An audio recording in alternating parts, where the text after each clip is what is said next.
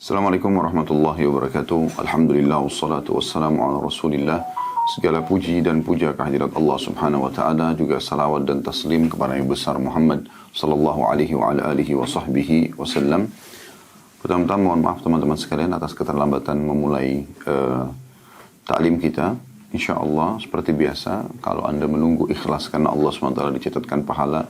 Dan juga kita akan melebihkan waktu seperti biasa sampai menjelang asar insyaAllah nanti waktu Indonesia Barat agar apa yang telah kita sepakati untuk 1 jam pertemuan itu terpenuhi dengan izin Allah subhanahu wa ta'ala.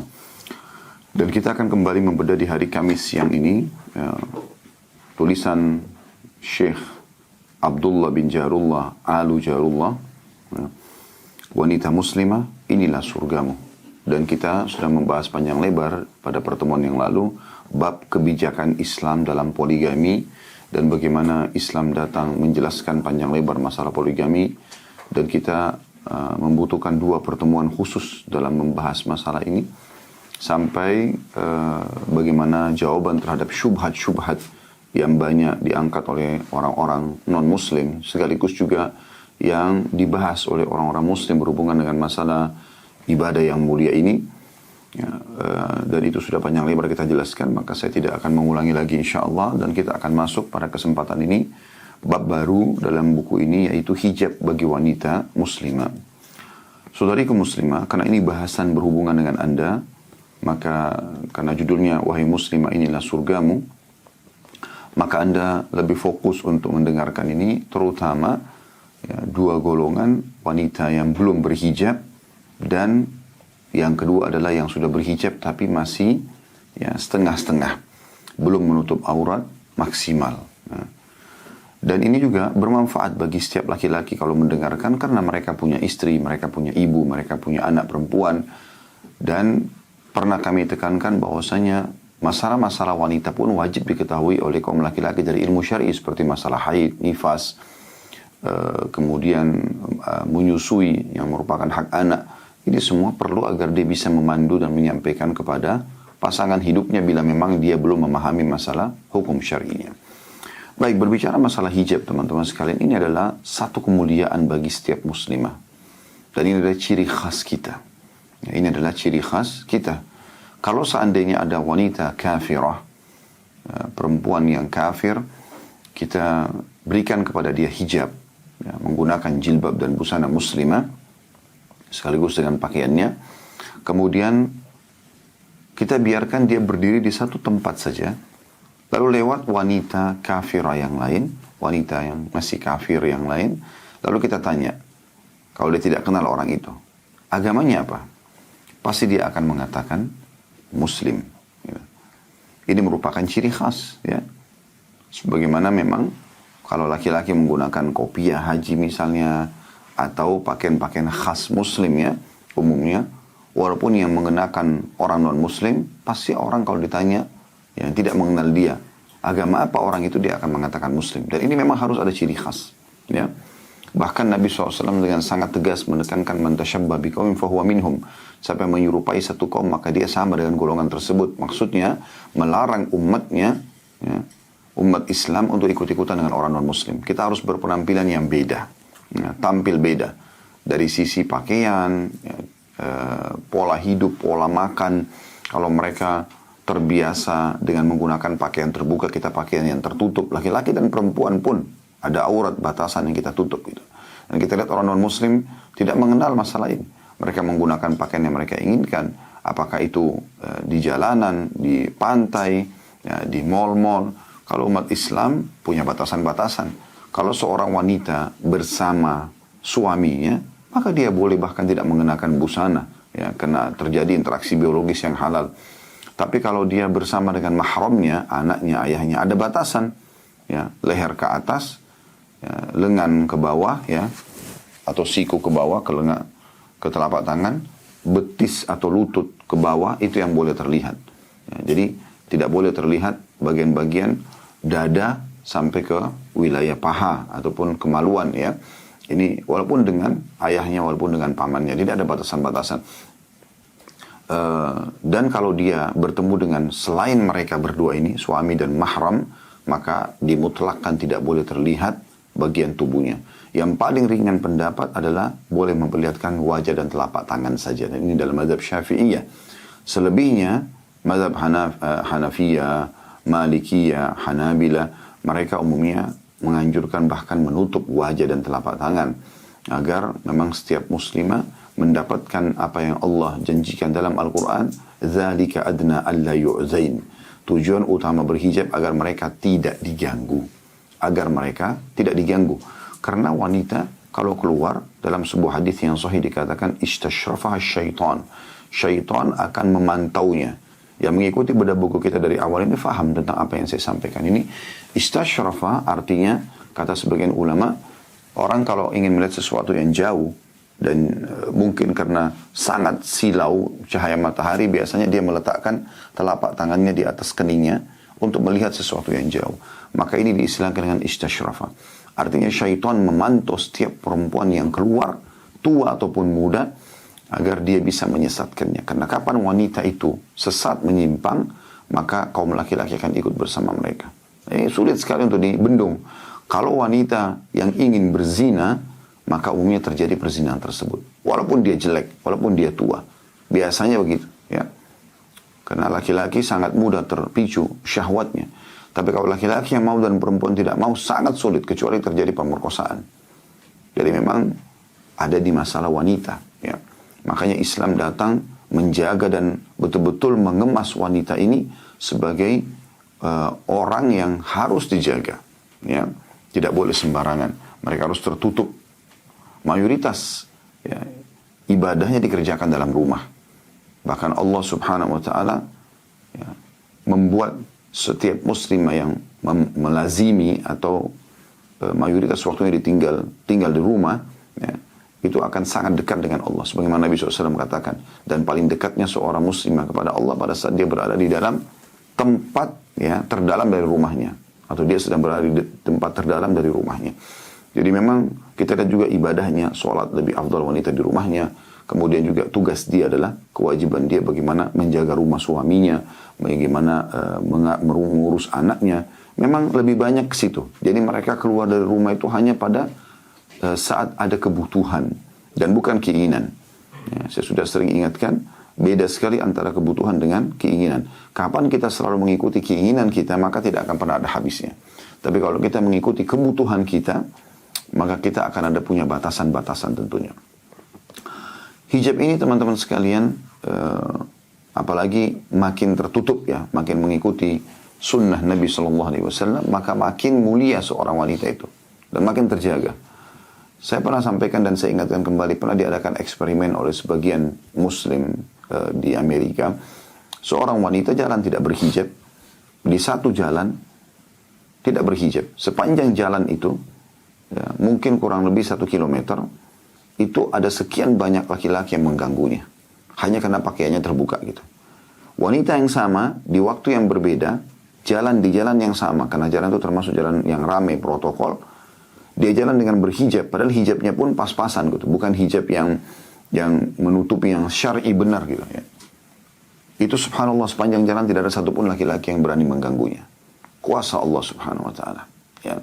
Jadi memang tujuannya untuk kemuliaan. Jadi kalau ada wanita yang masih memahami bahwasanya dengan menggunakan hijab justru dia terganggu, artinya dia merasa kecantikannya berkurang, dia merasa bahwasanya dia kurang pantas untuk memakainya, atau orang tidak akan menilainya positif ya, bahkan negatif, maka ini semua perlu diluruskan ya. Diadakan eksperimen yang lain dan Anda bisa ketik tentu di YouTube, mencari eksperimen memakai jilbab ya, eksperimen memakai jilbab. Cukup banyak gitu. Saya kemarin sempat coba mengumpulkan beberapa, cuma karena memang eksperimen ini dilakukan pada seorang wanita kafirah atau beberapa wanita kafirah di Amerika, di Jerman, di Prancis. Banyak sekali muslimah yang coba menggunakan eksperimen atau melakukan eksperimen ini. Mereka ditawarkan pakai hijab dan mereka mau. Setelah diperlihatkan di cermin, umumnya mereka semua, atau bisa kita katakan semuanya, menilai positif. Mereka merasa bahwasanya dengan menggunakan hijab ini, ada yang membahasakan seperti dia lebih terlindung, rambutnya jadi tidak berantakan, dia merasa nyaman, dan seterusnya. Bahkan ada yang membahasakan, apakah kalian menggunakan ini setiap harinya? bertanya kepada wanita muslimah yang menawarkan dia hijab tadi. Maka wanita muslimah mengatakan iya. Jawaban mereka sungguh sangat beruntung. Sungguh sangat beruntung. Ya. Jadi sebenarnya itu demi kebaikan. Wahai muslimah, terutama yang belum pakai hijab, ataupun yang sudah pakai hijab tapi masih setengah-setengah, ini maslahat buatmu. Ya. Ini bukan penyiksaan, bukan penindasan. Jadi nggak perlu membahasakan, saya nanti pakai hijab kapan saya mau. Kapan hati saya tergerak. Ini mau nunggu sampai kapan? Apakah sampai ajal datang? Kan tidak mungkin. Ya, karena ajal bisa datang kepada siapapun. Dan kapanpun. Setiap saat bisa datang. Maka jangan sampai Anda menyesal pada saat Anda datang nanti pada hari kiamat. Sebagaimana dalam hadis yang sahih dijelaskan, bahwasanya akan ada wanita-wanita yang ditarik ya, rambut mereka, digantung rambut mereka dengan rambut mereka di api neraka dan dibakar gitu. Itu karena mereka tidak berhijab, gitu kan. Dan orang yang sengaja memamerkan auratnya tidak akan mencium bau surga. Jangankan masuk ke dalam surga, mencium bau surga pun tidak. Maka harusnya setiap orang di antara kita, baik kaum laki-laki, peduli terhadap istrinya yang belum berhijab, kepada ibunya, kepada tantenya, kepada anaknya, dan mengingatkan, bahkan menekankan kalau ini adalah sebuah kewajiban. Ya, dia selalu mengawasi mereka karena dia juga akan diminta pertanggungjawabannya pada hari kiamat kalau dia mengetahui itu kemungkaran dan dia biarkan. Dan demikian pula para muslimah, kalau Anda dulu belum berhijab, ya, di saat SD, SMP, SMA, lalu sekarang Allah karuniahi dan Allah amanahi anak wanita, satu kah perempuan kah, satu atau dua anak perempuan, maka Anda jangan menerapkan kesalahan Anda yang lalu. Anda biarkan juga mereka tidak berhijab sampai SMA, sampai kuliah. Nanti aja kalau sudah menikah baru berhijab. Kalau dia meninggal sebelum menikah bagaimana? Ya. Jadi ini harus jadi sebuah poin perhatian. Justru kesalahan dan kekurangan kita secara agama pada masa yang lalu, itu kita tidak boleh wariskan keburukan tersebut kepada anak keturunan kita. Kita akan bacakan teman-teman sekalian apa yang ditulis oleh Syekh Abdullah ya, Jarullah bin Jarullah Alu Jarullah ini. Dalam bab ini judulnya hijab bagi wanita muslimah. Beliau mengatakan merupakan hal yang jelas bagi orang yang memiliki wawasan luas. Segala bencana para wanita yang sering berdandan, memperlihatkan wajah dan tidak lagi menutup aurat di hadapan kaum laki-laki yang bukan mahram, bahkan memperlihatkan perhiasan yang tidak boleh diperlihatkan kepada selain mahram, tidak diragukan lagi bahwa semua perbuatan itu termasuk dosa besar dan maksiat yang berat. Jadi kalau dia sengaja memamerkan auratnya di depan laki-laki yang bukan mahramnya, dipastikan itu adalah dosa.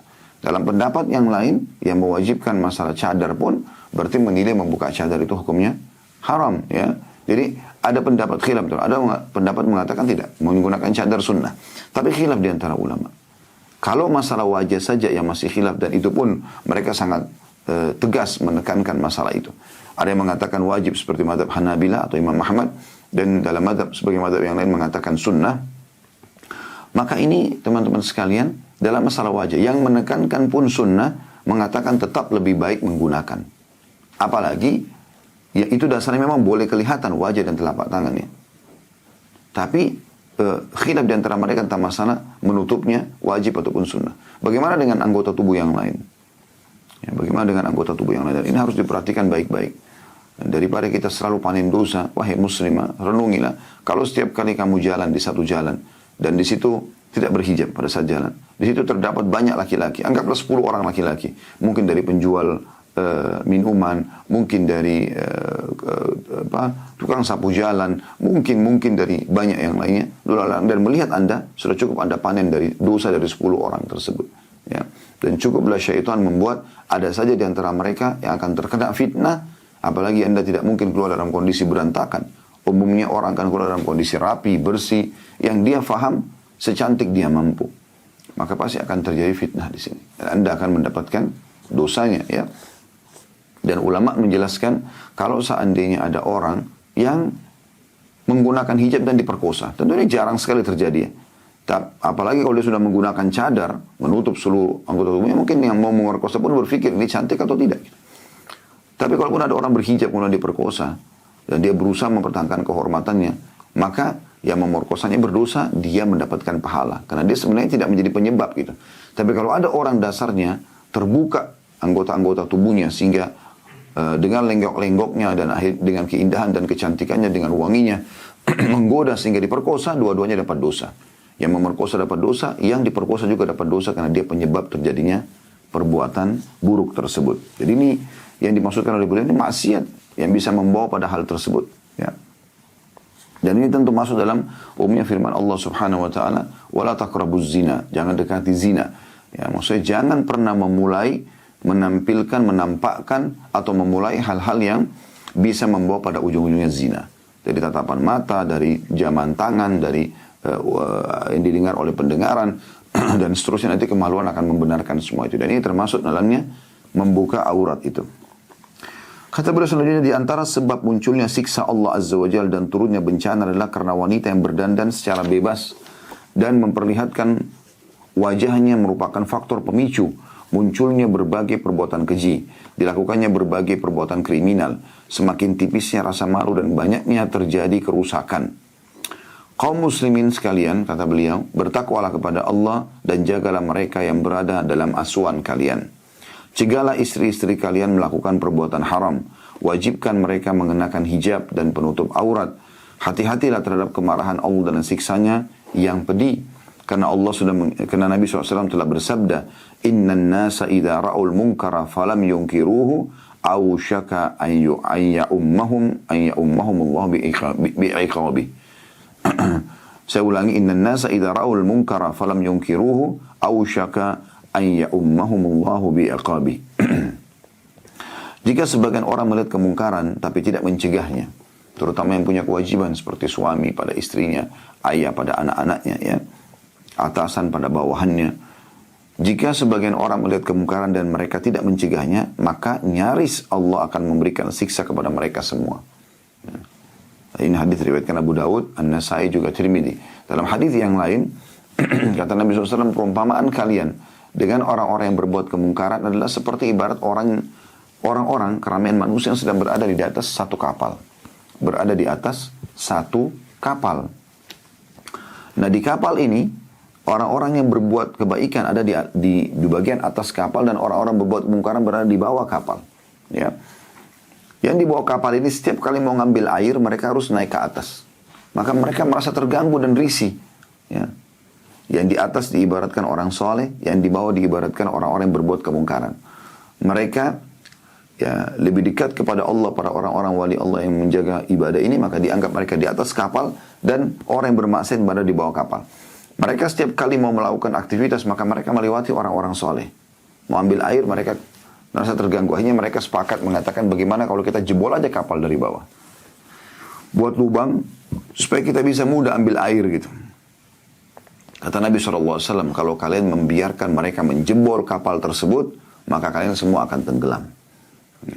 Jadi tidak boleh kita membiarkan mereka dalam kemungkaran mereka. Kita harus menghidupkan amar ma'ruf nahi munkar. Kita larang perbuatan-perbuatan salah ini. Ya. Kalau masalah mereka terima atau tidak terima, itu bukan urusan kita. Karena dakwah ini target utamanya penyampaian. Target utamanya penyampaian, bukan penerimaan. Kita tidak pernah punya wewenang untuk memaksa orang menerima apa yang kita sampaikan. Tetapi tugas kita menyampaikan. Allah lah yang memasukkan hidayah itu ke hati setiap hambanya. Karena Allah lebih tahu siapa yang lebih layak untuk menerima hidayah tersebut. Ya. Lalu selanjutnya kata beliau, Allah Subhanahu wa ta'ala telah memerintahkan kaum wanita untuk berhijab dan lebih banyak tinggal di rumah, serta melarang berdandan dan berbicara dengan lemah lembut kepada kaum lelaki non-mahram, untuk memelihara mereka dari kerusakan dan demi menghindari hal-hal yang menimbulkan kebencian. Saya kasih contoh-contoh realita di lapangan banyak sekali. Wanita tidak berhijab. Umumnya ini berarti dengan tidak berhijab, maka tentu saja dia juga bebas bertemu dengan siapa saja. Jadi kayak ada konsekuensi ya. Dengan berhijab rapi, maka orang tidak akan mau menerima sembarangan ngobrol dan ketemu sama laki-laki yang bukan mahramnya.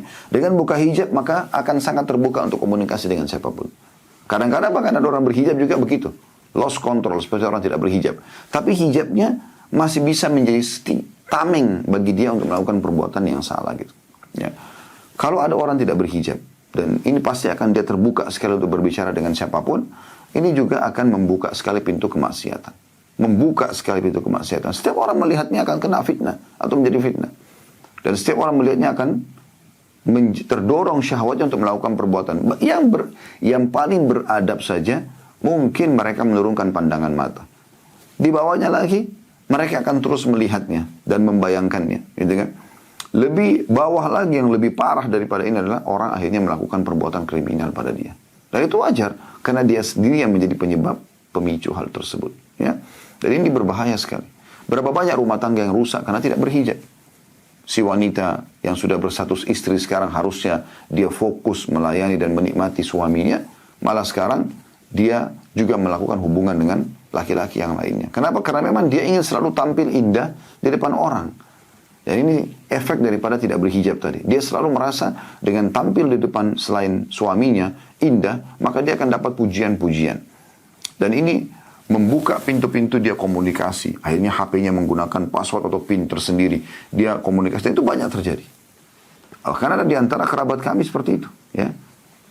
Dia sudah berstatus istri, sudah punya anak. Ya. Bahkan anaknya sudah besar. Tapi subhanallah karena ini.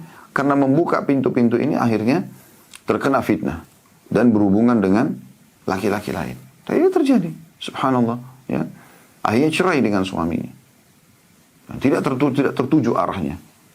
Dan kalaupun wanita seperti ini menikah dengan laki-laki yang sudah menggodanya, perhatikan teman-teman sekalian, adakah kira-kira kebaikan yang kita harapkan dari laki-laki yang mengganggu istri orang?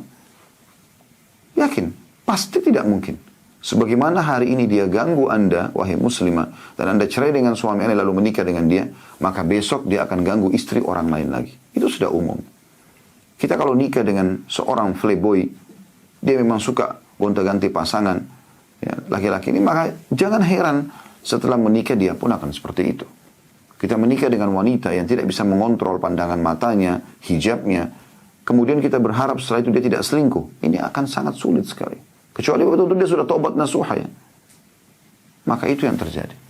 Akhirnya merusak tatanan ke depannya rumah tangga yang sudah dibangun dengan baik-baik, akad nikah yang sah, bercerai, ribut, ya. Anak-anak jadi terbengkalai kalau sudah punya anak-anak dan seterusnya. Ya. Maka ini harus menjadi bahan perhatian yang khusus gitu ya. Jadi hijab itu tidak akan mendatangkan kecuali maslahat saja. Maslahat buat si perempuan ini, karena akan menjadi tameng buat dia, dan akhirnya juga mendapatkan pahala, juga dia menjaga kehormatan dirinya, kehormatan suaminya, nah, nama baik dia, nama baik suaminya, akan menjadi contoh bagi masyarakat. Dan subhanallah, ada juga hal-hal yang merupakan dakwah tapi fi'liyah, perbuatan gitu ya. Seperti misalnya Anda menggunakan hijab dan Anda menggunakannya dengan bagus, dengan rapi, syar'i. Bukankah wahai muslimah sering Anda temukan ada saja wanita yang menanyakan, oh bajunya bagus, jilbabnya bagus, beli di mana ya? Lalu kemudian dia menggunakan. Berapa banyak orang yang pakai hijab justru karena melihat Anda berhijab. Ya. Berapa banyak orang sholat karena melihat Anda sholat. Berapa banyak orang berpuasa karena mengatakan Anda berpuasa. Jadi ada dakwah fi'liyah. Ada dari perbuatan kita bisa menjadi dakwah bagi orang lain. Tidak selamanya lisan seperti yang kami sampaikan ini. Ya. Tapi bisa saja dari contoh-contoh perbuatan. Bahkan seringkali kemungkaran tertunda atau bahkan tertolak karena Anda ada di situ. Ya. Anda ada di situ. Saya dulu waktu masih mengajar di salah satu kampus di kota Makassar dengan beberapa teman-teman asatidzah, hafizahumullah, kami melihat sendiri karena kampus itu bergabung antara kampus yang kami ngajar, karena mereka seperti punya akad dengan kampus yang besar itu, sehingga bercampur. Tapi kampus kami kalau begitu masuk pintu gerbang di sebelah kanan sendiri ada di sana, ya, dan karena seperti menyewa tempat di situ ya sementara pada saat itu. Kemudian kampus utama yang milik swasta ini ada di sebelah kiri dan memang mayoritas dominan situ mahasiswa dan mahasiswanya masih bergabung. Kalau kami semuanya cuma mahasiswa saja laki-laki. Tapi pintu utama masuk satu, sehingga kalau kami masuk kami harus lewat pintu utama kampus tersebut. Pada saat masuk, tentu di situ karena kampus yang swasta ini bergabung laki-laki dan perempuan, mereka sering duduk-duduk di pintu gerbang, ya. Walaupun di situ lalang mobil, motor masuk, mereka jadikan sebagai tempat nongkrong di pinggir jalan. Subhanallah, sering kali kami lihat itu. Ya. Kalau kami lewat, yang lagi merokok, lempar rokoknya. Yang lagi pegangan tangan laki-laki perempuan melepaskan. Karena mereka tahu, tanpa kami ucapkan apa-apa. Mungkin mereka berpikir, oh orang-orang ini orang-orang lebih agamis. Maka bisa menjadi dakwah fi'liyah. Bisa menjadi dakwah tanpa kita mengucapkan, tapi dari sikap saja. Ini yang pernah terjadi bagaimana Umar bin Khattab radhiyallahu anhu pada saat beliau jalan, beliau mengedehem saja. tiba-tiba ada yang jatuh sarungnya di belakang gitu. Maka ada yang mengatakan, wahai Amir Mukminin, wahai pemimpin orang beriman, itu Umar bin Khattab jadi raja gitu ya. Pelan-pelan lah. Maksudnya orang ini sampai saking segannya sama Anda, sampai ada ngedehem saja, ada yang jatuh sarungnya gitu. Maka kata Umar bin Khattab, apakah mereka jadi segan melakukan kemaksiatan karena melihatku? Karena lihat aku begini, mereka takut bermaksiat, itu keseganannya ke sana. Maka para orang-orang yang ada di sekitar Umar mengatakan, iya benar. Kata Umar, biarkan mereka takut. Jadi memang itu bisa menjadi dakwah, ya. Maka ini sangat baik. Dari mana Anda tahu dengan Anda berhijab ternyata sekian banyak selama hidup Anda 30 tahun, 40 tahun mereka juga jadi berhijab gara-gara Anda.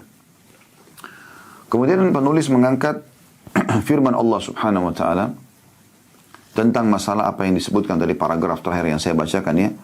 Kalau Allah Subhanahu wa taala memerintahkan kaum wanita untuk berhijab dan lebih banyak tinggal di rumah serta melarang berdandan dan berbicara dengan lemah lembut kepada lelaki non mahram untuk memelihara mereka dari kerusakan dan demi menghindari hal-hal yang menimbulkan bencana.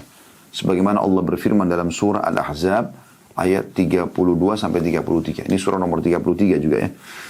Ayatnya 32 33. Yang bunyinya a'udzubillahi minasyaitonirrajim, ya nisa'an nabiy lastunna ka ahadin minan nisa' in ittaqaytunna fala takhda'na bil qawli fayatma'a alladhi fi qalbi maradun wa qulna qawlan ma'rufa wa qarna fi buyutikunna wa la tabarrujna tabarrujal jahiliyatil ula wa aqimna as-salata wa atina az-zakata wa ati'na Allah wa rasulahu. Al-ayat yang artinya, hai istri-istri Nabi, kamu sekalian tidaklah seperti wanita yang umumnya. Jika kamu bertakwa, maksudnya pahala kalian lebih besar ya. Karena kalian adalah istri para nabi. Maka janganlah kamu tunduk dalam berbicara, berlemah lembut, sehingga yang berkeinginan, orang yang ada penyakit dalam hatinya, maksudnya berkeinginan lah, ada orang yang ingin coba masuk karena lemah lembutnya suara kalian untuk mengganggu gitu.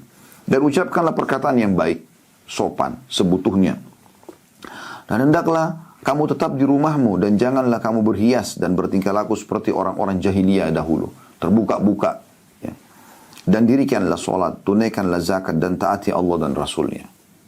Ini perintah Allah SWT kepada para istri Nabi. Perhatikan penulis mengatakan, Allah Subhanahu Wa Taala dalam ayat tersebut melarang wanita muslimah yang mulia terutama istri-istri Nabi SAW, ummahatil mu'minin radhiyallahu anhunna. Padahal mereka adalah wanita-wanita terbaik yang paling bersih. Untuk berbicara dengan lemah lembut kepada kaum laki-laki.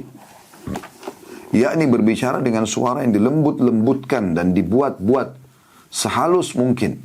Dengan tujuan kelihatan manja, kelihatan lembut, kelihatan ramah. Tujuannya agar orang yang dalam hatinya ada penyakit syahwat untuk berzina tidak menjadi tergerak dan beranggapan bahwa mereka setuju melakukan perbuatan maksiat tersebut. Dan ini subhanallah pekah sekali ya. Umumnya laki-laki berfaham seperti ini.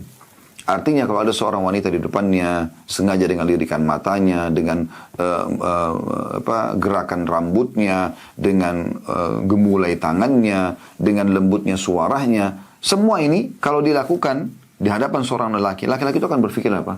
Oh, wanita ini menggoda saya. Oh, laki-laki perempuan ini cantik, perempuan ini terbuka, ya.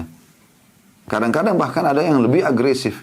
Laki-lakinya tidak banyak bertanya, dia malah yang proaktif untuk bertanya. Gitu. Ya. Allah Subhanahu Wa Taala memerintahkan agar mereka lebih banyak tinggal di rumah dan melarang berdandan ala jahiliyah, yakni menampakkan perhiasan dan kecantikan tubuh dari mulai kepala, wajah, leher, dada, lengan, betis, dan bagian tubuh lainnya. Karena di masa jahiliyah bahkan mereka tawaf dalam kondisi telanjang, bagi yang tidak punya uang untuk membeli pakaian dari Mekah. Begitu peraturan di masa jahiliyah dulu.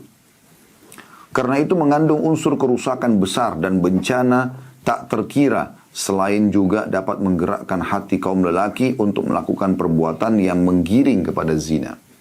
Ya. Jadi memang ditutup pintu itu. Sehingga pelampiasan biologis itu hanya pada yang halal. Ya. Subhanallah, ini juga merusak syahwat normal ya. Dengan adanya seperti ini. Kalau laki-laki sering keluar kemudian melihat sana sini wanita yang tidak berhijab, maka akan mengurangi syahwat dia dengan istrinya. Makanya salah satu orang pernah datang kepada seorang syekh di Saudi. Di salah satu majelis dia mengatakan, Syekh, tahun pertama saya menikah, saya sayang dan puas dengan istri saya. Setelah ada anak berkurang. Sampai sekarang sudah berumur pun, akhirnya lebih sudah tidak ada lagi syahwat gitu. Kata syekhnya, apa kau ingin kembalikan syahwatmu pada istrimu? Dia mengatakan iya. Kata syekh, turunkan pandanganmu dari yang haram. Maka kau akan kembali mencintai istrimu. Karena banyaknya mata yang dilalatan ke sana sini, akhirnya membuat sulit sekali untuk bisa menikmati istri. Karena kalau melihat orang yang lebih cantik akan mengganggu. Pasti. Nah, dan ini efek daripada orang tidak berhijab. Kalau seandainya, ya, seperti yang kami rasakan lihat pada saat kami masih di Madinah, di kiri kanan penduduk Madinah bahkan menggunakan cadar. Subhanallah, memang tidak ada pemicu, ya. Nggak ada pemicu. Kita masuk ke pasar semuanya perempuan berhijab. Kalaupun ada yang tidak menggunakan cadar itu adalah orang-orang yang datang umroh biasanya. Tapi itu pun berhijab. Mereka kalau tidak berhijab tentu akan ditegur. Kalau di sana ada hay'a amil ma'ruf nahi mungkar. Di Saudi itu ada satu lembaga khusus untuk menegakkan menyeru pada ma'ruf dan melarang dari kemungkaran. Ada sedikit kemungkaran saja mereka sudah langsung menegurnya, gitu kan. Maka ada ketentraman jiwa dan tidak ada syahwat. Bahkan puncak-puncak yang orang biasa mengatakan masa puber, ya, kami habiskan di kota Madinah, tidak ada sama sekali terganggu dengan masalah-masalah seperti ini. Jadi ternyata pemicu syahwat itu yang membuat akhirnya orang mengatakan, oh kalau puber itu harus begini dan begitu. Karena ada tontonan, ada yang dengar, ada yang yang nampak depan mata dia. Kalau tidak ada pemicu maka tidak akan ada masalah. Pernah ada seorang anak muda bertanya di taklim kami, sampai ke meja pertanyaan, dia bagaimana cara mengontrol syahwatnya. Maka saya bahasakan tontonan. Dari awal dulu, saya bahasakan tontonan. Apakah itu nampak live depan mata dia, ataupun dari handphone yang dia gunakan. Kapan itu dia buka, maka akan terbuka semuanya pintu setelah itu. Selanjutnya kata beliau, jika Allah Azza wa Jalla memperingatkan ummahatil mu'minin, para istri Nabi ridwanullahi alaihinna, terhadap perbuatan mungkar tersebut, sementara mereka adalah kaum wanita salihah dan suci, maka tentu saja selain mereka lebih pantas lagi untuk dilarang, dipungkiri, dan dikhawatirkan keselamatannya dari berbagai hal yang bisa menimbulkan godaan.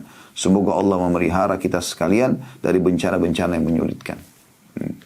Apa ketentraman jiwa, apa teman-teman yang kita dapatkan dari seorang istri yang tidak berhijab?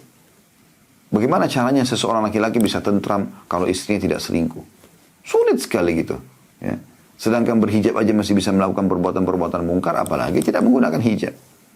Bagaimana kita bisa tentram, safar, pergi kerja dengan wanita yang seperti ini? Kita hanya akan mendapatkan dari wanita yang memang betul-betul, kalau ada wanita sampai pada tingkat menggunakan cadar, ya, misal ikhlas dari hatinya, insya Allah ini jauh lebih menjaga gitu. Itu pun masih ada yang bercadar pun melakukan pelanggaran, bukan berarti semua mutlak, tidak. Tapi kalau yang ikhlas dari hatinya, itu akan betul-betul menunjukkan kedekatan diri dia kepada Allah SWT. Dia akan menjaga, ya. Bahkan Allah pun akan menjaganya. Ada kisah yang masyhur di kota Madinah pernah terjadi. Seorang wanita salihah, ya, tidak disebutkan namanya dalam kisah ini, sering hadir di halaqah para ulama di Masjid Nabawi, tentu di saf wanita, karena ada hijab pemisah di Masjid Nabawi. Sebagaimana Anda kalau pernah kunjungi Masjid Nabi yang mulia Sallallahu Alaihi Wasallam, Anda akan tahu itu. Di bagian belakang masjid kiri kanan, ya, itu khusus musola, tempat wanita, maksudnya tempat wanita sholat, dan itu ada hijab dengan kaum laki-laki. Dia selalu kalau pulang dari ta'lim, selepas maghrib isya dia hadir, setelah isya dia pulang ke rumahnya, dijemput oleh kakaknya atau ayahnya. Satu waktu ayah kakaknya nggak bisa, maka dia pun naik taksi. Padahal ini wanita bercadar, tidak nampak kecuali bola matanya saja, alisnya pun tertutup, gitu. Tapi subhanallah, ada saja cara syaitan. Dia naik taksi, supir taksi ini, ya, setelah dia tanya kemana tujuannya, cuma disebutkan tujuan, dan tiba-tiba dia digoda oleh syaitan, dia pun mengarahkan mobilnya menuju ke satu tempat yang gelap di daerah padang pasir, dan tiba-tiba saja sudah mau memerkosa wanita ini. Maka wanita ini mengucapkan doa, mengatakan, ya Allah, sebagaimana aku telah menjaga kesucianku selama ini, maka jagalah aku dari kejahatan orang ini. Tiba-tiba dari kejauhan di padang pasir, tidak masuk akal, ada senteran lampu mobil yang mendekat. Maka orang ini, si supir ini, karena dasarnya dengan niatnya tidak baik, buruk, maka dia meninggalkan mobil, dia lari di kegelapan padang pasir. Kata wanita ini, tiba-tiba pada saat mobil itu mendekat, saya mobil ayah saya. Dan di mobil ada ayah saya sama kakak saya. Maka saya dibukakan pintu, kemudian saya pun turun dan saya naik. Karena masih shock, ya, maka saya pun tidak berbicara apa-apa dengan kedua ayah dan kakak saya ini, kedua orang ini. Saya sampai dibawa ke rumah. Kemudian kakak saya mengatakan, naiklah, istirahatlah di atas. Kami ada urusan lagi. Kemudian mereka pergi. Saya pun tidak berpikir apa-apa, saya naik ke atas.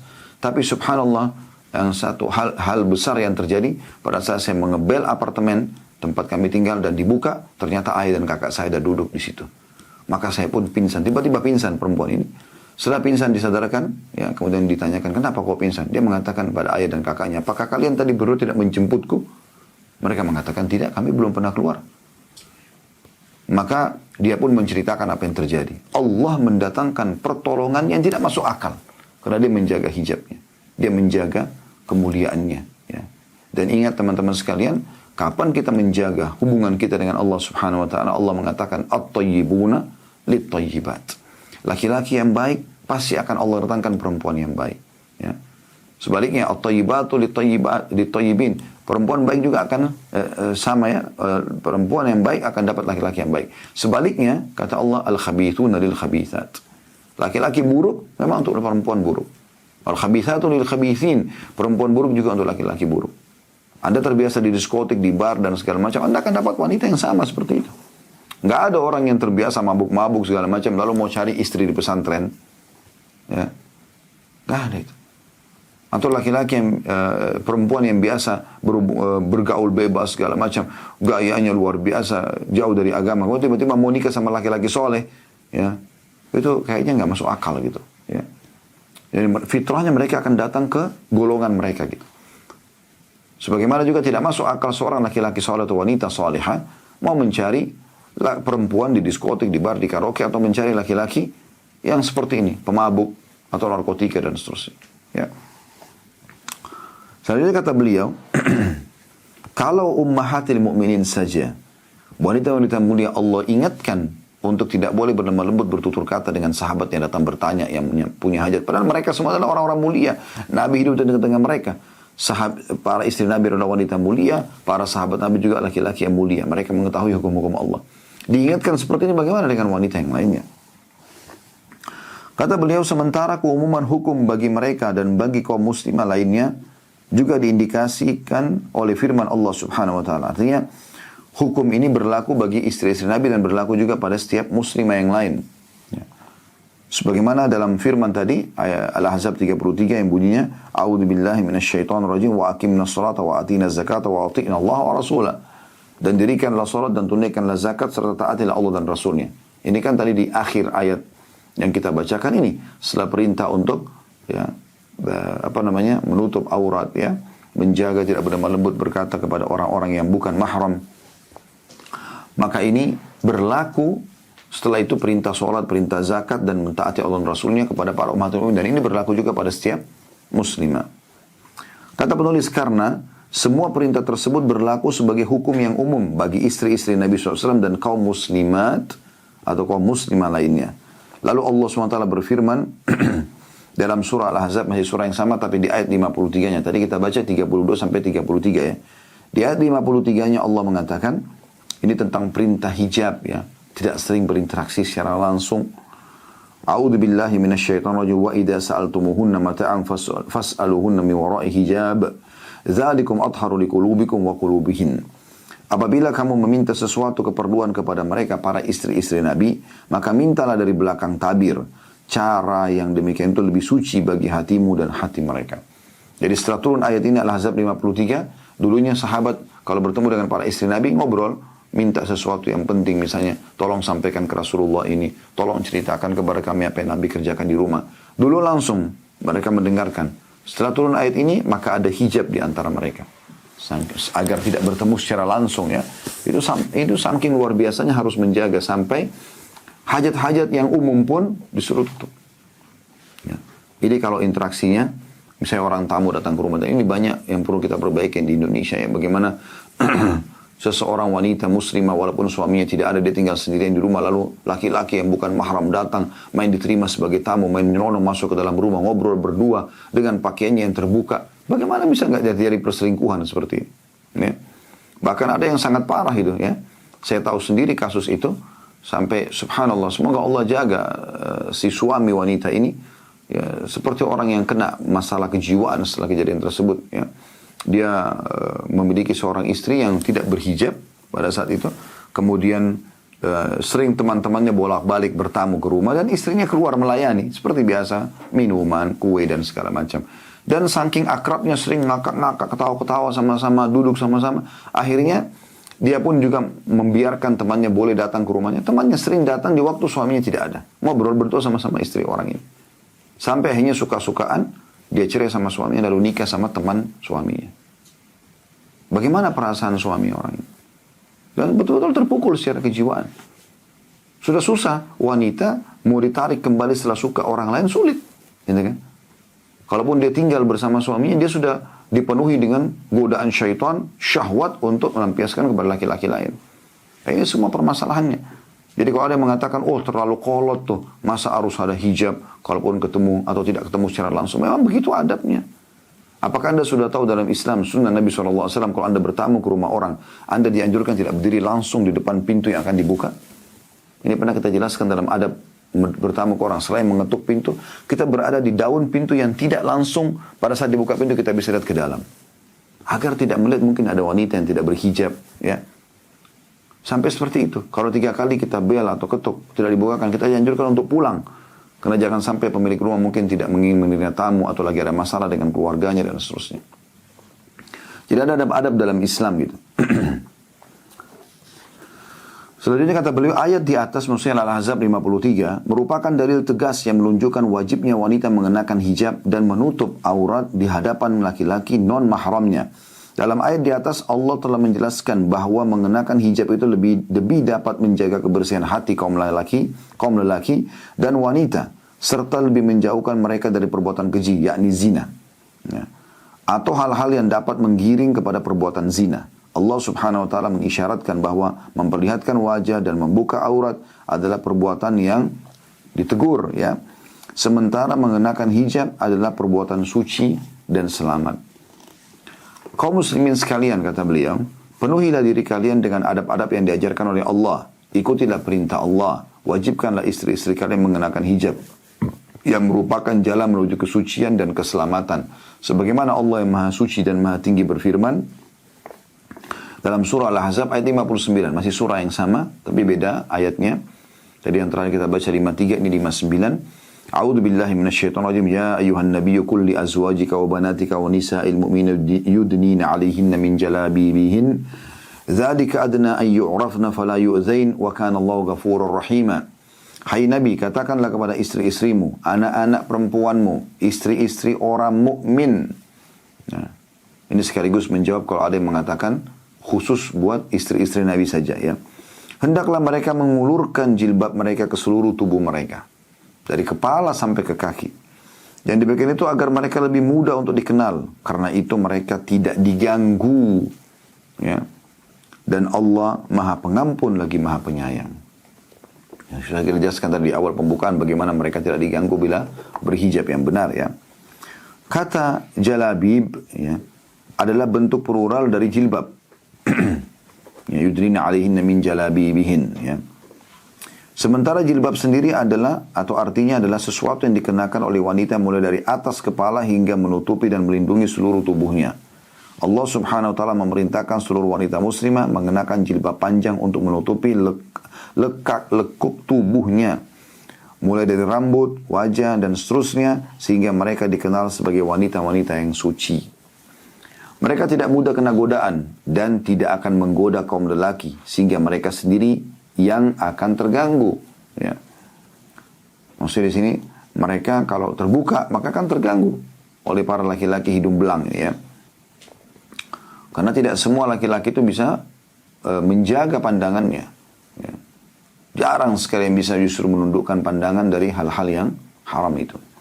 Allah SWT berfirman tentang masalah perintah untuk menurunkan pandangan dan juga supaya pandangan tidak tertuju maka harus ada hijabnya tadi ya. Harus ada jilbab, harus ada pakaian muslimah yang menjaga untuk tidak terbuka gitu ya. Dalam surah An-Nur ayat 30 sampai 31 Allah berfirman, A'udzubillahi minasyaitonirrajim. Qul lil mu'minina yaghuddu min absarihim wa yahfadhu furujahum. Dzalika azka lahum. Innallaha khabirum bima yasna'un. Wa qul lil mu'minina wa qul lil mu'minati yaghuddna min absarihinna wa yahfadhna furujahanna wa la yubdina zinatahunna illa ma dhahara minha. Katakanlah kepada laki-laki yang beriman, hendaklah mereka menahan pandangannya dan memelihara kemaluannya. Yang demikian itu adalah lebih suci bagi mereka. Sesungguhnya Allah Maha mengetahui apa yang mereka perbuat. Katakanlah juga kepada wanita yang beriman. Laki-laki beriman telah diperintahkan, maka sekarang juga wanita yang beriman. Hendaklah mereka menahan pandangan mereka dari yang haram dan memelihara kemaluan mereka. Dua hal ini sangat connect ya. Melihat sesuatu yang haram akan mengundang kemaluan untuk meletakkan pada yang haram. Hendaklah mereka menahan pandangan mereka dan memelihara kemaluan mereka. Dan janganlah mereka menampakkan perhiasan mereka kecuali yang biasa nampak dari mereka. Nah dari ayat ini, ya, sebagian ulama ada yang mengatakan boleh wajah dan telapak tangan. Tapi umumnya ulama mengatakan anjurannya agar ditutup. Ya. Dalam dua ayat di atas ini, Allah yang maha tinggi dan maha mulia memerintahkan kaum mukminin dan mukminat untuk menjaga pandangan mata dan kemaluan mereka. Caranya kita tidak boleh lihat sesuatu yang Allah haramkan dan juga yang sedang di depan mata kita memang harus turun. Gitu. Ya. Mereka memang ini ciri khas masyarakat Muslim. Mereka sangat tertutup. Kami kalau bertamu di rumah teman-teman kami waktu masih di Madinah, saya sampai ya terakhir setelah 7 tahun di kota Madinah, saya belum pernah tahu bagaimana muka ibu sahabat saya, muka saudarinya. Gitu. Saya punya sahabat-sahabat dekat di kota Madinah sudah sampai ibunya pun menyatakan sudah menganggap saya sebagai anaknya, tapi saya sendiri belum pernah ketemu dengan ibunya. Cuma dibahasakan oleh anaknya membahasakan kepada saya karena anaknya ini sering dulu datang ke Indonesia, ya, kemudian bertamu di rumah kami segala macam gitu. Tapi yang jelas saya sampai persahabatan alhamdulillah sampai sekarang berjalan sudah puluhan tahun ya, dari tahun 90 itu 22 tahun mungkin kurang lebih. Ya, persahabatan kami berjalan. Tapi subhanallah sampai sekarang saya tidak pernah tahu, bahkan saya tidak pernah tahu wajah istrinya seperti apa. Kami kalau bertamu di rumahnya ada ruangan khusus langsung ke ruang tamu, lalu kemudian dia tinggal persilakan masuk, lalu kemudian dia masuk ke dalam, dia sampaikan ke istrinya kalau ada tamu dan segala macam, istrinya pun menyiapkan segala macam hidangan. Setelah itu ya, hidangan tersebut kalau sudah siap ada dua cara yang saya pernah temukan ya. Ada bel yang ditekan oleh istri di dalam sehingga ada lampu atau ada suara yang terdengar di ruang tamu laki-laki. Suami datang mengambil makanan dari dalam kemudian membawa keluar. Atau dia mengetuk pintu. Ya. Istri mengetuk pintu terdengar, suaminya langsung berdiri lalu kemudian mengambil apa hidangan yang sudah dihidangkan oleh istrinya. Kalau dia mau bawa ke ruang tamu biasanya pembukaan seperti teh sama kurma sama kopi Arab biasa gitu ya.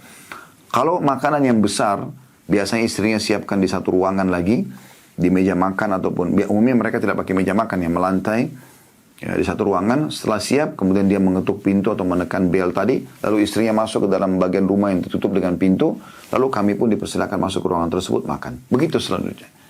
Kami tahu dia memiliki istri, nama istrinya misalnya Fulan, namanya Fulan, anaknya sekian orang, iya, tapi kami tidak pernah tahu bagaimana wajah mereka. Tapi tidak mengganggu sama sekali, tidak ada kami menganggap itu adalah kolot misalnya gitu kan. Enggak. Memang ini sebuah pola dan ciri khas yang ada. Walaupun butuh waktu untuk menerapkannya. Tapi seperti itu.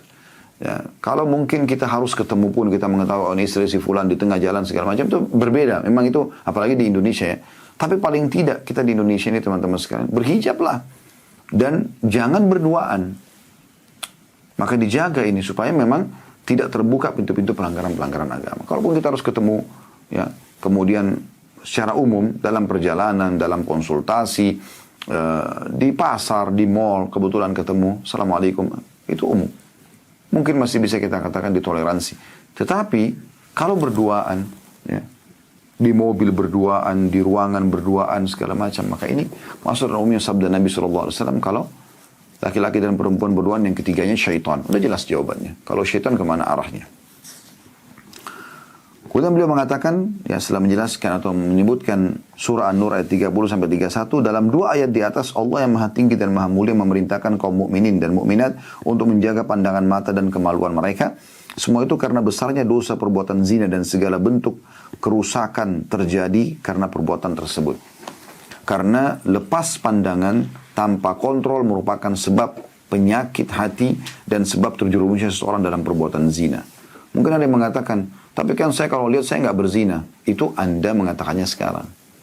Tapi kalau Anda menjadikan sebuah pola yang terbiasa melihat dan memandang setiap wanita, maka akan terbuka keinginan untuk mencoba, merasakan ya, bagaimana bibirnya, bagaimana pelukannya, bagaimana biologisnya. Itu godaan syaitan akan ke sana. Ya. Sampai pernah ada seorang masuk Islam dan mengatakan, ya Rasulullah, saya siap masuk Islam. Tapi izinkan saya berzina. Semua saya siap tinggalkan, tapi ini jangan. Kata Nabi SAW balik bertanya, kau mau nggak kalau itu dilakukan pada ibumu? Tidak. Saudarimu? Tidak. Istrimu? Tidak. Anakmu? Tidak. Kata Nabi SAW, baru kenapa kau lakukan? Sehingga orang lain kau sakitin. Ya? Kalau hari ini seseorang berzina sama istri orang, bagaimana perasaan suami dia? Dan bagaimana kalau terjadi pada orang yang ingin melakukan ini? Kalau ibunya, kalau saudarinya, kalau anaknya. Maka ini hal mendasar yang harus diperhatikan supaya bisa menjadi tameng buat kita ya. Pernah terjadi di Saudi, ada kisah nyata juga ya. Saya tiba-tiba terlintas, dia menceritakan. Orang ini setelah taubat nasuha dia menceritakan kejadian yang ajaib ini. Dia mengatakan, masa dulu saya masih muda, saya masih jauh dari agama. Saya pernah mengenal seorang wanita lalu terjadilah hubungan gelap. Pacaran kalau kita sekarang. Walaupun pemerintah Saudi itu sangat ketat ya. Nggak bisa sembarangan dan mudah sekali ketahuan. Tapi mereka berhasil mengikuti langkah-langkah syaitan, terjadilah hubungan gelap sampai berzina. Dan akhirnya wanita itu hamil di luar nikah. Setelah itu, seperti umumnya keluarga wanita menuntut. Kalau gitu ya sudah, bertanggung jawab aja gitu. Tapi orang laki-laki ini cerita, saya tidak mau bertanggung jawab, dia bilang. Saya nggak mau bertanggung jawab. Saya merasa perempuan itu sudah kotor. Buktinya dia berzina sama saya dan seterusnya. Begitu intinya dia bilang saya tinggalkan. Saya pindah kota lain kemudian saya tinggalkan. Saya tidak mau tahu. Entah bagaimana sudah keadaan wanita itu, bagaimana keadaan anak yang ada di perutnya dan seterusnya. Dia bilang berjalan waktu. Saya mulai bekerja dan segala macam. Sampai akhirnya satu waktu saya pulang dan di rumah saya ada ibu sama adik perempuan saya tinggal. Yang saya biayai hidupnya dia bilang. Satu waktu saya pulang. Pada saat saya pulang ke rumah. Tiba-tiba ibu saya menangis-nangis ya. Ibu saya menangis-nangis dan saya kaget, kenapa ibu, ada apa? Coba diceritakan. Dia bilang adik perempuan kamu baru saja diperkosa oleh security komplek ya. Dan adiknya hamil di luar nikah.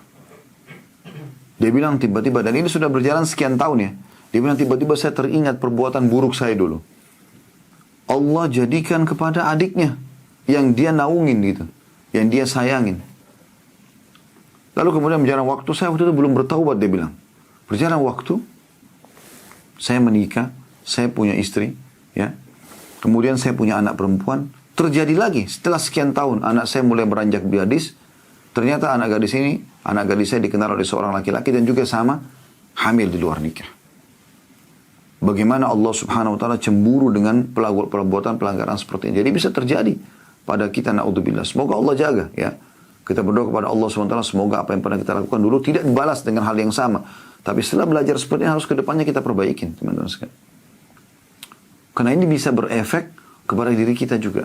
Bisa berefek kepada diri kita.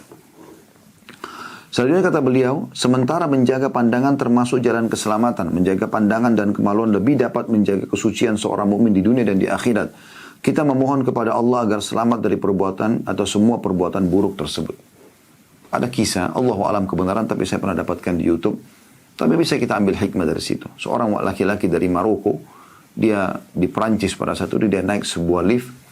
Dan umumnya orang di situ tingkat kriminalnya sangat tinggi. Dan wanita itu biasanya takut kalau berdua sama laki-laki di lift gitu. Mereka, seperti itu kurang lebih ceritanya gitu. Maka pada saat wanita ini naik di satu bangunan yang besar, di building yang besar, dan dia naik lift dan ditemukan ada laki-laki ini gitu. Sebenarnya dia takut, tapi dia tidak ada lagi. Orang di situ di building itu rata-rata sudah pulang, udah kosong gitu. Maka dia tidak mau harus naik lift itu dan lantainya sangat tinggi gitu. Akhirnya dia terpaksa naik dalam kondisi dia ketakutan. Tapi dia heran, sepanjang turun dari lantai kesekian ke bawah, laki-laki ini tidak melihat ke dia sama sekali. Bahkan menurunkan pandangannya gitu.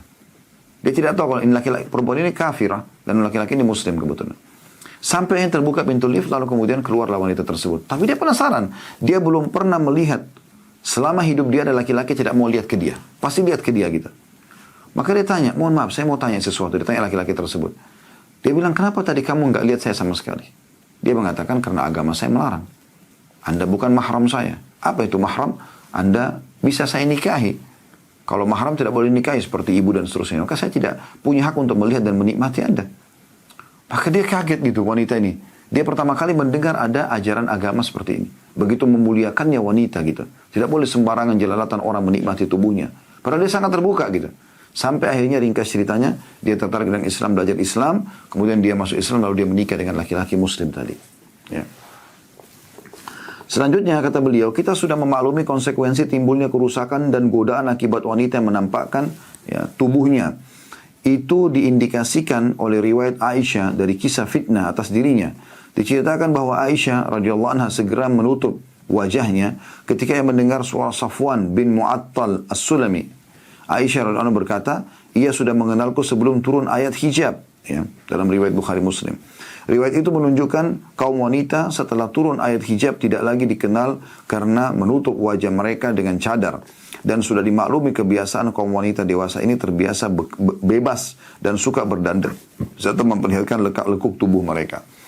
Kalau Anda belum tahu kisah ini, kisah ifk yang terkenal atau kisah fitnah Aisyah berzina sama Safwan. Ini disebarkan oleh seorang pimpinan munafikin Ibnu Salul di kota Madinah ya. Waktu itu Nabi SAW dalam satu perjalanan membawa Aisyah membawa Aisyah dalam satu perjalanan peperangan. Dan biasanya beliau kalau jalan membawa salah satu dari istrinya. Maka beliau pun membiarkan Aisyah ada di satu geranda yang dipikul oleh 4 orang sahabat. Karena Aisyah tubuhnya ringan radhiyallahu anha.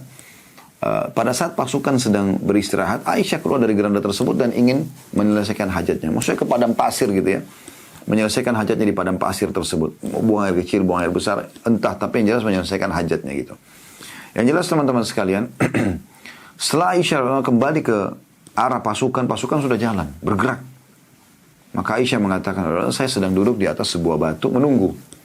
Nah, salah satu tradisi Nabi SAW dalam menjaga keutuhan pasukan, ada 1 orang atau 2 orang diletakkan di belakang pasukan dan jauh dari pasukan. Tugas dia adalah pada saat pasukan jalan, dia menyisir dari belakang. Mungkin ada kendi air dilupakan, mungkin ada pedang yang jatuh, mungkin perisai, mungkin ada harta muslimin. Dia memungutnya lalu membawanya gitu. Itu tugasnya. Pada saat itu yang bertugas Safwan. Maka Aisyah pun sambil menunggu dan Rasulullah SAW tidak tahu kejadian ini gitu. Kalau Aisyah turun dari geranda dan sahabat yang memikul juga karena Aisyah tubuhnya ringan, mereka mengira ada Aisyah di situ. Ya. Maka berjalanlah pasukan tersebut. Safwan pada saat melihat Aisyah tahu karena sebelum turun ayat hijab menggunakan menutup wajah, ya, menurut dalam riwayat Bukhari Muslim ini, Safwan mengetahui wajahnya Aisyah karena pernah berpapasan gitu kan. Tapi sekarang setelah turun ayat hijab beliau menggunakan cadar.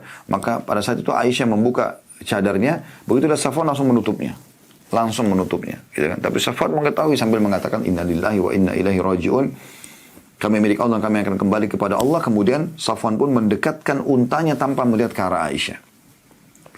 Lalu kemudian Safwan pergi jauh, tidak terlihat lagi, agar memudahkan Aisyah radhiyallahu anha naik ke atas unta tanpa terlihat auratnya. Setelah Aisyah naik dengan tenang di atas unta, sudah duduk dengan rapi, sudah cukup lama, Safwan kembali kemudian memegang tali kekangan lalu menarik unta tersebut. Dan sepanjang jalan tidak ada obongan berdua. Tidak ada Safwan mengatakan kenapa Aisyah kau telat, kau kemana saja. Aisyah tidak mengatakan oh Safwan terima kasih. Gak ada omongan apa-apa. Sampai tiba di pasukan kembali bersama dengan muslimin. Tapi itu pun sudah disebarkan fitnah oleh Ibnu Salul yang kebetulan ada dalam pasukan muslimin. Dia mengatakan mana ada laki-laki dan perempuan berduaan lalu tidak terjadi sesuatu. Maka turunlah surah ayat-ayat dalam Al-Quran surah An-Nur yang membela Aisyah kalau dia sebenarnya terlepas daripada tuduhan-tuduhan tersebut. Dan ini sudah saya panjang lebar sampaikan dalam kajian Sirah Nabawi. Anda bisa kembali insyaAllah tentang kisah ifk ya. Tapi di sini penulis datangkan tentang masalah bagaimana Aisyah menutup wajahnya radhiyallahu anha. Kata beliau karena itu sudah seharusnya kita menutup jalan dan mencegah segala kemungkinan terbukanya pintu kerusakan dan tersebar luasnya segala bentuk perbuatan keji. Kerusakan terbesar adalah ketika kaum wanita sudah berani berduaan dengan lelaki lalu berjalan bersama keluar kota tanpa mahramnya. Ya. Sebagaimana sabda Nabi SAW, la tusafiril mar'atu illa ma'adhi mahramin wa la yakhluwanna rajulun bimra'atin illa wa ma'aha dhu mahram. Janganlah seorang wanita bepergian tanpa disertai mahramnya dan janganlah ia berduaan dengan lelaki tanpa disertai mahramnya. Hadis Bukhari Muslim. Demikian juga sabda Nabi SAW, la yakhluwanna rajulun bimra'atin illa kana syaitanu thadithahuma. Janganlah seseorang di antara kalian berdua dengan wanita karena pasti pihak ketiganya adalah syaitan. Hadis ini diriwayatkan Ahmad, Tirmidzi, Al-Hakim dan dikatakan sahih oleh beliau. Demikian juga dengan hadis yang lebih tegas lagi. Ya. Kalau ada orang nginap-nginap berdua-duaan, ya, dan alasan numpang dan segala macam, ya. Kata Nabi SAW, la yabitanna rajulun 'inda imra'atin illa an yakuna zawjan aw dha mahramin. Yang boleh tidur di rumah seorang wanita hanyalah sang suami atau lelaki mahram. Ya. Atau terjemahan letterletnya, tidak boleh ada laki-laki, ya, yang menginap di rumah seorang wanita kecuali suami ataupun mahramnya. Ya. Selanjutnya kata beliau, wahai kaum muslimin sekalian, bertakwalah kepada Allah Subhanahu wa taala, jagalah istri-istri kalian dengan baik, cegahlah mereka agar tidak melakukan perbuatan yang diharamkan olehnya. N-nya besar kata ganti Allah, berdandan secara bebas, menampakkan wajah, memperlihatkan lekuk-lekuk tubuh serta meniru musuh-musuh Allah dari kalangan Nasrani dan yang lainnya. Ingatlah, mendiamkan mereka membuat demikian sama halnya dengan bersekutu dengan mereka dalam perbuatan dosa dan mencari-cari kemarahan dan siksa Allah. Semoga Allah menyelamatkan kita dari perbuatan buruk tersebut. Dan sebaliknya, kalau kita jaga itu berarti Allah SWT akan jaga kita. Saya ingat dulu ada satu dosen kami, Dr. Musnid, beliau bernama itu ya. Dan beliau mengajar Hadir Alam Islami, ada materi khusus tentang perkembangan Islam atau wilayah membahas tentang wilayah-wilayah kaum muslimin atau perkembangan muslimin di seluruh muka bumi ini, termasuk daerah minoritas ya, seperti Brazil atau di Amerika Latin dan beberapa wilayah yang lainnya. Tapi beliau bercerita, dia bilang jangan pernah meninggalkan ciri khas kita sebagai muslim. Dia bercerita dia pernah ke Amerika bersama istri anaknya dan istri anaknya bercadar ya. Kemudian dia juga menggunakan baju khas muslimnya. Dia bilang, saya masuk ke supermarket besar pada saat itu. Dan saya belanja. Saya tidak tahu kalau pemiliknya adalah seorang Yahudi, dia bilang. Setelah kami belanja semua, sekian banyak kebutuhan kami, karena kami butuh waktu beberapa hari di Amerika, mencari produk-produk yang halal. Kemudian, beliau mengatakan, ya,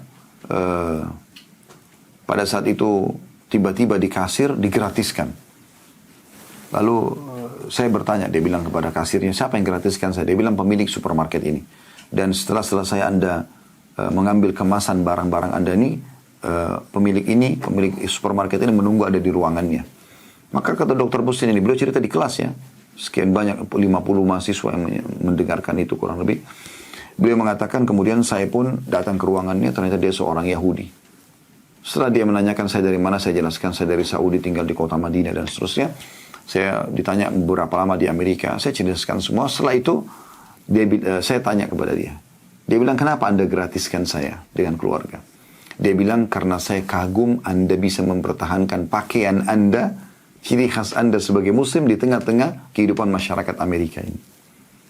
Jadi sebenarnya tanpa kita sadari pun, orang-orang non-Muslim itu kagum kalau ada orang tetap mempertahankan pakaian mereka Muslim. Ya.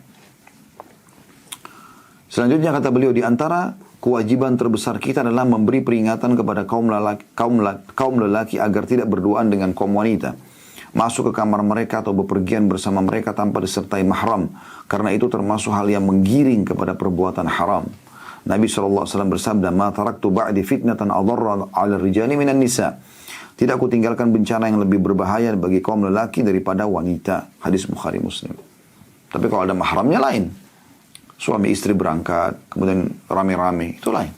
Tapi kalau berdua-duaan, ya, termasuk masalah ipar ya, pernah kami ingatkan masalah itu. Si kakak sebagai suami sibuk, gak bisa ngantar istri-istrinya butuh untuk keluar. Lalu dia telepon adiknya laki-laki yang sudah balik untuk temani istrinya jalan kemana-mana. Ini bahaya sekali. Waktu Nabi SAW ingatkan, tidak boleh, ya, atau kalau laki-laki dan perempuan berduaan, maka yang ketiganya adalah syaitan. Maka ada seorang sahabat bertanya, ya Rasulullah, bagaimana dengan hamu? Hamu itu ipar. Kata Nabi SAW, alhamul maut. Ipar itu justru kematian. Ya. Karena ini bahaya sekali. Kalau terjadi perzinahan di antara mereka, maka tentu posisi suami serba salah. Ini istrinya, ini adiknya, atau ini kakaknya. Ya. Dan kalau sampai hamil bagaimana? Satu sisi itu adalah anak ya, dari sperma saudaranya, dan ini juga istrinya. Bagaimana hukumnya dengan anak dia yang sudah lahir dari wanita tersebut? Jadi banyak hukum-hukum syariah yang jadi permasalahan hanya karena tidak menjaga hukum syariat ini. Kata beliau, di antara kerusakan terbesar yang terjadi saat ini adalah banyaknya kaum wanita yang meniru wanita-wanita kafir dari kalangan Nasrani atau yang lainnya. yakni dengan cara berpakaian, penampilan rambut atau cara menyisir rambut, memakai pakaian mini, persis dengan cara yang dilakukan orang-orang kafir dan fasik. Mereka juga menyambung rambut atau menggunakan rambut palsu yang lebih dikenal dengan istilah wig. Ya. Padahal Rasulullah SAW bersabda, "Man tashabba biqaumin fahuwa minhum." Siapa yang menyerupai satu kaum maka ia termasuk golongan mereka. Maksudnya ini adalah dandan di luar ya. Dandan di luar. Dia sengaja memang tampil seperti orang-orang wanita yang non-muslim. Dari pakainya yang terbuka. Bahkan kita tidak bisa bedakan ini muslim atau bukan gitu. Ya. Akibat yang timbulkan dari menyerupai orang-orang kafir sudah dapat dimaklumi. Pakaian mini yang membuat kaum wanita tak ubahnya dengan telanjang jelas merupakan kerusakan dan bencana. Semua itu berasal dari dangkalnya pemahaman agama dan tipisnya rasa malu. Perbuatan itu harus dijauhi dengan sungguh-sungguh. Kaum wanita harus dicegah dari perbuatan itu, bahkan diancam keras bila dilakukannya atau bila ia melakukannya. Karena akibatnya amat mengerikan. Kerusakan yang ditimbulkan olehnya juga besar sekali. Tidak boleh menyepelekan persoalan itu meskipun terhadap anak-anak perempuan yang masih kecil. Karena mendidik mereka untuk membuka hijab akan membuat mereka terbiasa dan menyebabkan mereka benci terhadap hal yang berlawanan dengan budaya melepas hijab tersebut. Bila mereka dewasa nanti, sehingga mereka pun akan mengikuti kebiasaan buruk yang dilarang, perbuatan haram, dan berbagai kebiasaan yang amat mengkhawatirkan yang telah biasa dilakukan oleh wanita-wanita dewasa sebelumnya. Maksudnya adalah, kalau ada amanah Allah SWT, anak perempuan, istri, lalu kita biarkan mereka tidak berhijab, maka ini bahaya sekali, sangat mengerikan. Istri tadi sudah kita jelaskan efek-efeknya ya, bagaimana bahayanya kalau dia akhirnya disukai oleh laki-laki lain. Dan wanita lemah. Sedikit aja ada perkataan sayang, cinta yang mungkin dia anggap itu perhatian lebih dari suaminya, maka cukup untuk dia membuka pintu-pintu syaitan, kecuali yang Allah rahmati. Gitu kan? Begitu juga dengan anak perempuan. Merusak nama kalau dibiarkan. Kalau sampai na'udzubillah dia hamil di luar nikah bagaimana? Akan merusak nama citra orang tuanya. Gitu kan? Dan kadang-kadang juga yang terjadi, terpaksa orang tuanya menerima laki-laki yang jahat ini sebagai anak mantunya. Ya, ini bahaya sekali kalau terjadi. Para hamba Allah sekalian, kata beliau, bertakwalah kepada Allah dan waspadailah segala yang diharamkannya kepada kalian. Diharamkan Allah ya. Diharamkannya maksudnya N-nya besar kata ganti Allah. Tolong menolonglah untuk melakukan amal kebaikan dan menjaga ketakwaan. Salinglah menasihati untuk bersabar dan bertahan dalam kebenaran. Ketahuilah bahwa Allah Subhanahu wa taala akan menanyakan kalian tentang perbuatan haram tersebut dan memberikan pahala atas kebajikan kalian kalau kalian justru menegakkan kebenaran. Allah yang maha tinggi dan maha mulia selalu bersama orang-orang yang sabar, bertakwa dan orang-orang yang selalu berbuat baik. Bersabarlah, bersikap tabahlah, bertakwalah dan lakukanlah amal kebajikan. Karena Allah menyukai orang-orang yang melakukan kebajikan. Kami memohon kepada Allah agar menolong agama ini dan meninggikan kalimatnya serta memperbaiki para pemimpin kita sehingga mampu meredam semua kerusakan tersebut dan menolong mereka menyuarakan kebenaran dan bersatu dengan orang-orang beriman. Paragraf terakhir beliau mengatakan, semoga Allah SWT memberi taufik kepada kita sekalian dan kepada kaum muslimin agar mampu menjadi hamba-hamba yang saleh dan makmur dalam kehidupan dunia dan akhirat. Allahumma amin insyaAllah. Sesungguhnya Allah maha kuasa atas segala sesuatu, maha mengabulkan segala doa. Cukuplah Allah sebagai penolong dan sebaik-baik sandaran. Tiada daya dan kekuatan kecuali dengan pertolongan Allah yang maha tinggi dan maha agung. Semoga salawat dan salam serta keberkahan terlimpahkan kepada Nabi Muhammad, hamba dan Rasulnya sallallahu alaihi wasallam, keluarga, para sahabat dan kepada siapapun yang mengikuti jejak beliau hingga hari kebangkitan. Sebagai penutup teman-teman sekalian, tentu sini sudah selesai ya tentang masalah ini dan nanti akan lebih panjang lebar. Ada bahasan tentang khusus ya masalah cadar ya. Di bab khusus nanti di permulaan akan datang ya. Tapi saya ingin menambahkan dua hal hadis Nabi SAW. Yang pertama berhubungan dengan ahli neraka yang beliau belum pernah lihat di masa beliau. Salah satunya adalah wanita yang menggunakan pakaian tapi seperti telanjang. Wanita yang menggunakan pakaian tapi seperti telanjang ya. Dan mereka berlenggak-lenggok, kepala mereka seperti punuk unta. Mereka tidak akan mencium bau surga, apalagi masuk ke dalamnya, gitu kan? Jadi di sini maksudnya adalah menggunakan pakaian, tapi ataupun menggunakan mereka istilahkan dengan hijab, tapi malah menjadi sumber fitnah, ya. Bahkan ada wanita, subhanallah, dengan menggunakan lilitan-lilitan jilbabnya atau pakaian yang dia pakai ketat, ini malah lebih besar fitnahnya daripada orang yang tidak berhijab, gitu kan? Maka ini harus hati-hati. Ya, jadi Tujuan keluar karena ada keperluan. Dan ketahuilah wahai muslimah, Allah akan datangkan kepada anda laki-laki yang baik sebagaimana anda menjaganya. Ada sahabat ayah saya sudah meninggal, rahimahullah, beberapa tahun yang lalu. Dia cerita, dia pernah kedatangan satu orang pengusaha muslim dari aslinya dari Jazair, tapi warga negara Prancis. Dia datang ke Indonesia, kemudian dia bilang sama teman ayah saya mau datang ke satu tempat perkampungan di Indonesia yang kira-kira di situ butuh bantuan, saya ingin membantu gitu. Kata teman ayah saya ini, saya panggil Ami Ahmad rahimahullah, beliau menceritakan kepada saya, dia bilang, saya temani ke perkampungan di sekitar Bogor pada saat itu. Dia bilang, kemudian dia masuk dalam sebuah masjid yang memang bangunannya sederhana, dia niat ingin membantu ngobrol sama imam masjid. Sementara lagi ngobrol, ada lewat seorang wanita berhijab dan bercadar bahkan. Wanita kampung itu. Tiba-tiba orang Perancis ini bertanya, Muslim ini, dia bilang, siapa wanita itu? Kata imamnya, itu wanita terbaik di kampung ini. Tidak ada satupun wanita yang bercadar kecuali dia di kampung ini. Yang berhijab seperti itu cuma dia saja. Dan dia selalu diolok-olok oleh orang-orang di sini. Nanti kau akan nikah sama siapa, nanti begini dan begitu. Keluarganya pun akan membahasakan seperti itu. Dia tidak pernah peduli. Tetap saja dia istiqomah. Tiba-tiba keluar statement dari laki-laki Perancis ini unik gitu. Dia mengatakan, saya ingin melamar wanita itu. Dia datang ke rumahnya, kemudian nazar syar'i, kemudian dinikahi dan dibawa ke Perancis. Subhanallah, Allah datangkan jodoh dia dari Perancis karena menjaga hijabnya. Ya, Allah punya cara, gitu kan. Jadi nggak usah khawatir, oh saya kalau berhijab nanti dapat jodoh nggak sih? Kan saya pakai cadar, nggak ada yang melihat muka saya. Nah ini tidak perlu khawatir soal itu. Yang terakhir teman-teman sekalian yang saya ingatkan adalah bagaimana hadis-hadis tentang wanita ahli surga. Ya, wanita ahli surga, dalam hadis yang sahih disebutkan, kerudung mereka, ya, di kepala mereka itu lebih baik daripada dunia dan seluruh isinya. Jadi wanita ahli surga pun itu ada kerudungnya. Padahal mereka sudah di surga. Tapi bagaimana Allah sebutkan masalah itu? Allahu a'lam.